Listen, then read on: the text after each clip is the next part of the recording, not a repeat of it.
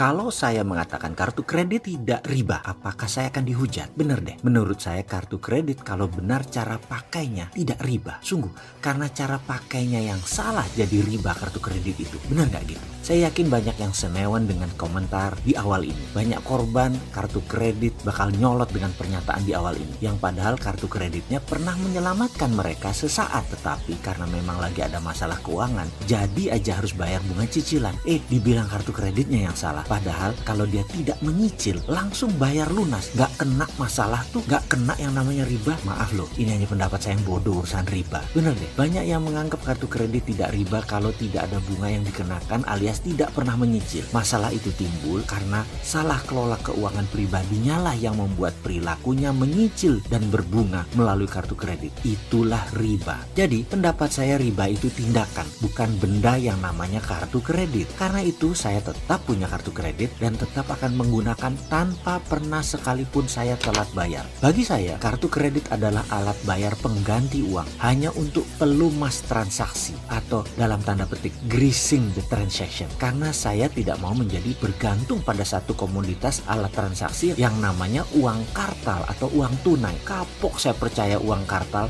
secara mutlak. Mending e-money, mending digital money yang saya pakai. Saya harus mempunyai banyak sistem pembayaran, baik payment gateway dunia maya maupun dunia nyata. Terlepas dari makin ajaibnya dunia pembayaran, saya harus tetap belajar dan tetap ingin tahu lebih dalam lagi. Saya lapar informasi agar saya mendapatkan penggunaan non-cash kartu ini tidak diriba-ribain terus. Salah satunya ketika saya berkesempatan datang ke sebuah museum di Swedia 2 tahun yang lalu. Sebenarnya malu sih saya menceritakan hal ini. Saya ini punya idola. Mungkin karena berselera Nora atau mungkin katrok kali ya. Bayangkan, saya ini mengidolakan grup musik yang namanya ABBA, grup musik asal Swedia. Lagu-lagu mereka, Chiquitita, Fernando, Take a Chance on Me, I Do, I Have a Dream, sering menjadi gumaman saya dalam bersenandung. Norak kan ya, zaman begini masih nyanyi lagu ABBA. Kemana aja lu, Sontoloyo? Karena yang namanya ngefans, ya bertandanglah saya menyempatkan ke Swedia, ke museum ABBA yang baru diluncurkan tahun 2013 atau 2014 kalau tidak salah, saya lupa. Sebagai number one fans, tentunya antusias banget melihat 4 orang bersuara emas membuat memorabilia museum perjalanan musik mereka. Berhubung ngefans berat, maka ketika ada cerita tentang personil ABBA, hal ini sangat menarik perhatian saya.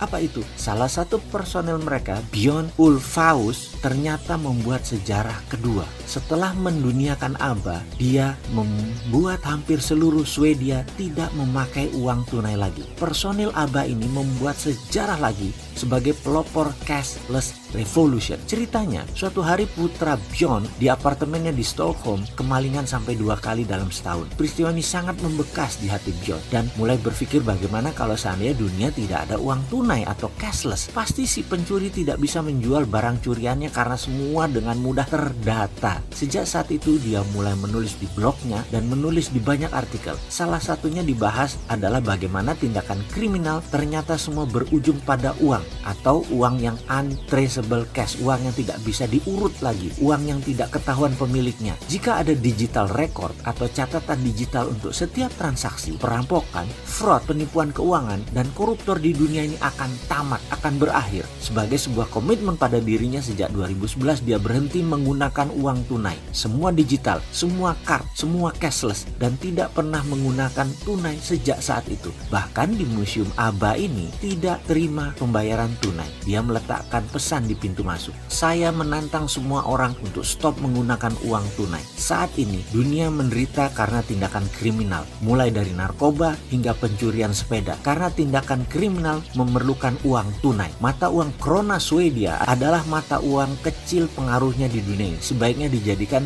contoh sebagai the first cashless society.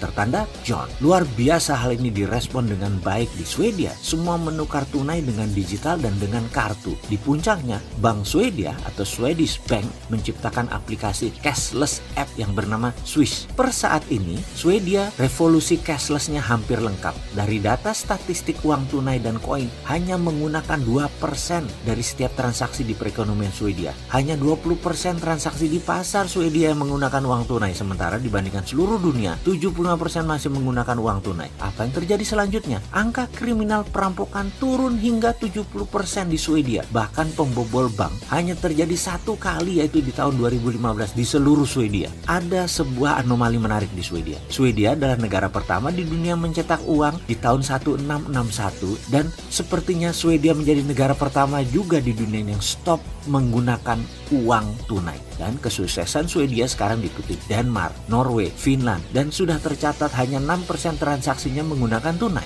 Sahabat semua, saat ini kita hidup di zaman serba cepat, sangat luar biasa. Baik dari kesadaran universal juga tindakannya. Salut buat Bjorn dari ABBA ini yang berhasil menyebarkan pengaruhnya mengevolusi penggunaan uang tunai yang berhasil menurunkan kriminal hingga 70%.